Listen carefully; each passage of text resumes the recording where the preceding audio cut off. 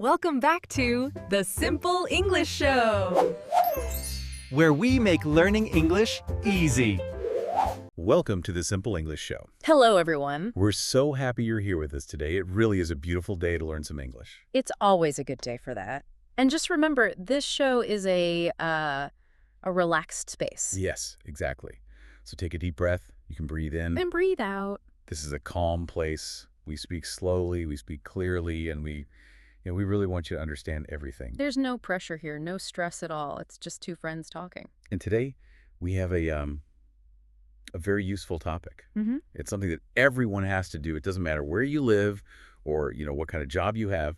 You need this skill. That's so true. Today, we're talking all about making appointments. Making appointments. That's a long word. Let's see. A-P-O-I-N-T-M-E-N-T. Appointment. It is a big word, but the idea behind it is actually very simple. Okay, so let's explain it. What is an appointment, really? In the simplest terms, an appointment is just a time you plan to meet someone. That's it. It's a plan. Right. So it's not a surprise visit. You don't just, show up and knock on their door. Exactly. You agree on a time before you meet. You agree, I agree. We both put it on our calendar. And that is an appointment. So why is this so important for our listeners? Why do they really need to know how to do this? Well, think about your life, your daily life. What about your health? Sometimes you need to see a doctor, right? Yeah, of course. If I get sick, I need to go to the doctor. But you can't just walk into the doctor's office. Usually you have to call first. You need to make an appointment. That makes sense. Okay, so for health, what about for work? Work is just full of appointments. Let's say you're looking for a new job. You need a job interview. An interview is an appointment, of course. Yes, it is. Or maybe you already have a business. You need to meet a client or a customer. That's an appointment too. It is. So this is for your health, your job, your business. It seems like it's for, everything. It's essential. It really is. If you want to live in an English-speaking country or even just work with English speakers, you have to know how to do this. And I know for a lot of people, making a phone call in a new language can be scary. It is very scary. I completely understand that. You can't see the person's face. You can only hear their voice. It makes a lot of people very nervous. So our goal today is to help you with that. We want to take that nervousness away. We want you to feel confident. We're going to break it all down step by step. Really small, easy steps. By the end of this, our hope is that you'll feel ready to just pick up the phone and make that call. You'll be ready to make that plan. Mm. So where do we start? Let's start at the very beginning. Step 1, how to start the conversation. Okay. So I pick up the phone. I dial the number. Someone on the other end says, hello? What do I say first? That's a great question. You don't want to just jump into what you want. Oh, really? So I don't just say, I need an appointment. No, please don't do that. It can sound a little bit, rude. Rude? How is that rude? Well, because we're people, We need to be polite. And politeness starts with a greeting. Greeting. So something like, hello. Yes. Hello is perfect. Good morning is very nice. Good afternoon is also great. What about hi? Is it okay to say hi? Hi is okay.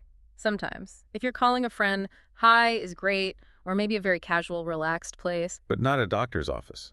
Probably not. If you're calling a doctor or a professional business, good morning or hello is just a little better. It sounds more professional, I guess. It does. It shows a little bit of respect. Okay, so I say good morning. What's next? Now I need to say why I'm calling. Yes. You need to state your purpose. And this is probably the most important sentence of the whole call. Okay. And there's a key phrase that we use almost every time. I love key phrases. They make everything easier to remember. What is it? The phrase is, I would like. I would like. Yes. Just listen to how that sounds. I would like. It's very soft. Why is that so important? Why can't I just say, I want an appointment? That is such a common mistake for learners. A really common one. They translate directly from their own language. And in many languages, I want is perfectly normal. Exactly. But in English, I want sounds, it sounds a bit strong. Strong. How so? It sounds like a demand. Like a king talking to a servant or a small child in a toy store. Oh, I see. Like a little kid pointing and saying, I want that. Exactly that. And we don't want to sound like children. We want to sound like polite adults, right? So I would like basically means the same thing as I want, but it's just soft. And it's softer. It's more polite. And it makes the other person feel happy to help you. Okay, that makes perfect sense. So I take that phrase, I would like, and I add our topic. Mm-hmm. I would like to make an appointment. Perfect. That is a beautiful, perfect sentence. I would like to make an appointment. Now, is there another word we can use instead of make? I feel like I've heard people say schedule. Yes, schedule is a great word. It's a little more formal, a little more business-like. How do you spell that one? It's schedule, schedule. And to schedule just means to plan a time for something. That's right. So you could also say, I would like to schedule a meeting. I would like to schedule a meeting.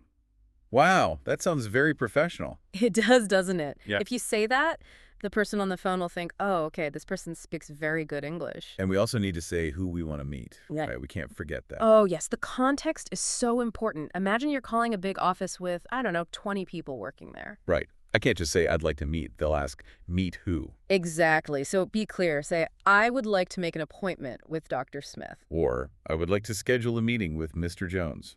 Perfect. Be clear. Be specific. Okay, let's just review that first step. Okay. First, a greeting. Good morning. Second, the polite key phrase, I would like. And third, the action, to schedule an appointment with. And then the person's name. Simple. Very simple. So now we can move to step 2. Okay. Step 2, asking for a time. Right. So you've told them what you want. Now you need to find out when they are free. We call this their availability. Availability, yes. Yeah. Are they available? Do they have time? How do we ask that politely? The most common and simple question is, when are you free? When are you free? And it's important to understand what free means here. It does not mean no money. Right. That's a really good point. Free can mean $0, but in this case, it means you have time available. It means you're not busy. So when you ask, when are you free? Yeah, You're really asking, when do you have empty time in your schedule? exactly. You could also ask, do you have time? Like, do you have time next week? Do you have time to meet? Both are great. These are really useful questions to know. They are. You're basically inviting the other person to look at their calendar and find a space for you. Now, when we talk about time in English, the grammar can be a little tricky. Oh, yes. The small words, the prepositions. So many of my students make mistakes with these. And it's okay to make mistakes. That's how we learn. But today, maybe we can help fix a few of them. Let's focus on 3 very small, very important words. At, on, and in. At, on, in. These 3 little words are all used for time, Yeah. but they're used in very different ways. Okay, let's explain them slowly. Let's start with at. When do we use at? We use at for clock time. Clock time. You mean like the numbers on a clock? Exactly. Specific times. At 3:00 p.m., at 10:30 in the morning, At noon. at midnight. Yes. Okay, so if I can see the time on my watch on my phone, I should use at. That's the rule. Think of pointing at the clock. Let's meet at 5:00. Okay, rule number 1, clock time is at. Simple enough. What about the next one, on? We use on for days. Days of the week. Yep, Monday, Tuesday, Wednesday. All of them. So I would say on Monday. Correct. On Monday. And I can't say in Monday. No, never. In Monday. Oh, at Monday. Okay. At is for the clock. On is for the day. Yeah. Think of your calendar. You put a circle on the day. Okay, on Tuesday. On Friday. What about a date? Like, July 4th. A date is just a specific day. So we use on for that too. On July 4th. Okay, that makes sense. So clock is at, day is on, what's left? In. We use in for longer periods of time, like parts of the day. Parts of the day. Yeah, not a specific number, but a general time, like the morning. Ah, so I would say in the morning. Yes, in the afternoon, in the evening. It feels like a bigger container of time. You are in the morning. That's a great way to think about it. It's a general block of time. Okay, I think practice is the best way to remember this. I agree. Let's do a quick quiz. I'll say a time word, and you tell me which preposition to use.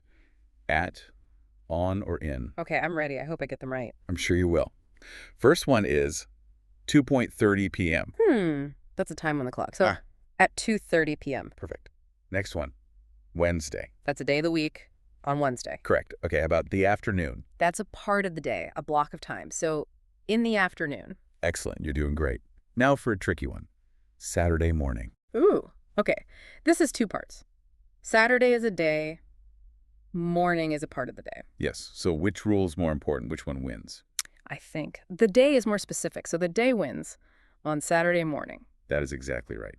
The day is the boss. If you say the name of the day, you must use on. So on Tuesday evening? On Sunday afternoon? Perfect. Okay, last one. The weekend. The weekend. Well, in American English, I usually hear on the weekend. In British English, sometimes you hear at the weekend. That's true. Both are used. On the weekend is very common. So for our listeners, on is a safe choice. Yes. So let's remember, clock, at day, on, part of day, in. If you can just remember those 3 simple rules, your English will sound much more natural. Okay, so we've asked, when are you free? We know our prepositions. What's next? That's step 3, right? Yes. Step 3, suggesting a time. So the other person might say, I'm free on Thursday. Now it's my turn to offer a specific time. You need to propose a slot. A slot is just an empty space in their schedule. What's a good friendly phrase to do that? A very easy and very common one is, how about? How about? I like that. It's not a demand, it's a soft suggestion. It's really asking, is this time okay for you? So I could say, how about Thursday at 3.0? Yes. How about Thursday at 3.0? And notice you used our prepositions perfectly. On Thursday and at 3.0. Even if we sometimes drop the on in fast speech, it's good for learners to remember it's there. How about on Thursday at 3.0? Perfect. Could I also ask it as a question? Like, are you free? Yes, absolutely. Are you free on Friday morning? This is where being specific is really important, isn't it? So important. Please do not be vague. Vague means not clear. So I shouldn't say, how about next week? No, I mean, next week is 7 days long. It has so many hours. The other person will just be confused. They won't know what to say. Exactly. So you need to help them be specific. How about next Wednesday afternoon? How about Tuesday at 11 a.m.? Being specific saves so much time. It makes the whole conversation faster and easier for everyone. Okay, so we've suggested a specific time. Now we're at step 4. Yes. Responding. The other person has to say yes or no. Let's start with the easy one. Saying yes. Saying yes is always nice. We're happy when we can agree. What are some good phrases? A great one is, that works for me. That works for me. I say that all the time. It just means that time is good for my schedule. It's perfect. You can also say, that sounds good. That sounds good. Or even simpler, yes, I'm free then. Yes, I Yeah. am free then. Any of those are great. Now for the more difficult part, saying no. Ah, yes. Sometimes we're busy. The time just doesn't work. Right. So imagine I suggest a time, can we meet on Friday at 2 Vero? And you just reply, no. No. Ooh, No. that feels cold. It does feel cold, doesn't it? It feels a little bit angry even. In English, just saying no by itself is almost always considered rude. We almost never do it. We need to soften it. Like putting the word on a soft pillow before you give it to someone. That's a perfect way to describe it. We need to use softeners. What are the best softeners to use? The 2 most common are I'm sorry and I'm afraid. I'm sorry is easy. I'm sorry I can't. Yes. But let's talk about I'm afraid. This can be confusing. Does it mean I'm scared? Am I frightened? No. You're not scared of a spider or a ghost. You're not shaking. In this situation, I'm afraid just means unfortunately. It's a very polite way to give someone bad news. So I could say, I'm afraid I'm busy then. Yes, that sounds so much nicer. I'm afraid I'm busy. Or, I'm sorry I can't make it then. I can't make it. That's a wonderful natural phrase. Does make it mean I can't build something? No, not here. To make it to an event means to come or to arrive. I can't make it to the party. I can't make it to the meeting. Okay, that's a great one for our listeners to write down. I can't make it. Now, there is one more very important rule. If you say no, you must do something else. What's that? You must offer a new time, an alternative. Ah, I see. Because if you just say, I'm sorry I can't, and then you are silent, It's very awkward. The conversation just stops. It dies. and it might sound like you don't actually want to meet. Exactly. It sends the wrong message. So you have to say no and then immediately suggest a new time. So the structure is softener plus no plus new suggestion. Precisely. For example, you ask me to meet on Monday. I'm busy. So I say, I'm afraid I'm busy on Monday. How about Tuesday instead? That was perfect. It was polite, it was clear, and it kept the conversation moving forward. You could also say, I can't do Monday. Would Tuesday work for you? I can't do Monday. That's another great simple phrase. I can't do plus the day. Very common in everyday spoken English. Okay, I feel like we have all the pieces of the puzzle now. We do. We have the greeting. We have I would like. We have the questions, the prepositions, the yes and the polite no. So for step 5, let's put it all together. Let's do a role play, an example conversation. Yes, a role play is like acting. I'll be one person, you be the other. This will help our listeners hear how all the pieces flow together in a real conversation. Okay, scenario 1. It's a professional situation. I am calling you to set up a business meeting. And I am in my office, answering my phone. Ready. And we'll speak slowly and clearly. Everyone listening, try to hear all the different steps we talked about. Okay. Ring, ring. Hello, good morning. Good morning. This is the expert's office. Hi there. This is the host calling. I would like to schedule a meeting with you to discuss the new project. Oh, hello. Yes, of course. I'd be happy to meet.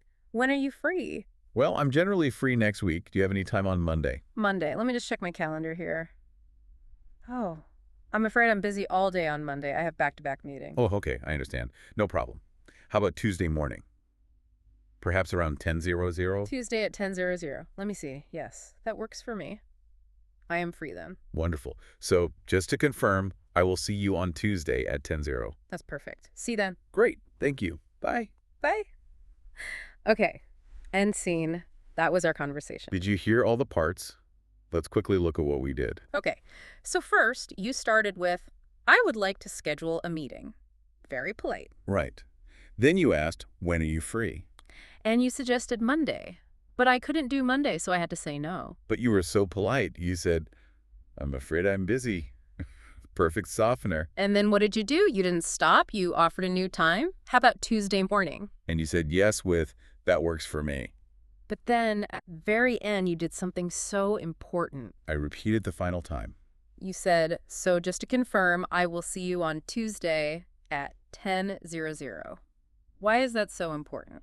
Because it's so easy to make a mistake. The phone line could be bad, or maybe I just heard you wrong. Maybe I thought you said Thursday. That would be a disaster. You would show up at my office and I wouldn't be there. Exactly. So we confirm the details. We say the final day and time one last time, just to be safe. It's a safety check. A very, very good habit. Always repeat the time before you hang up. Okay, let's try one more role play.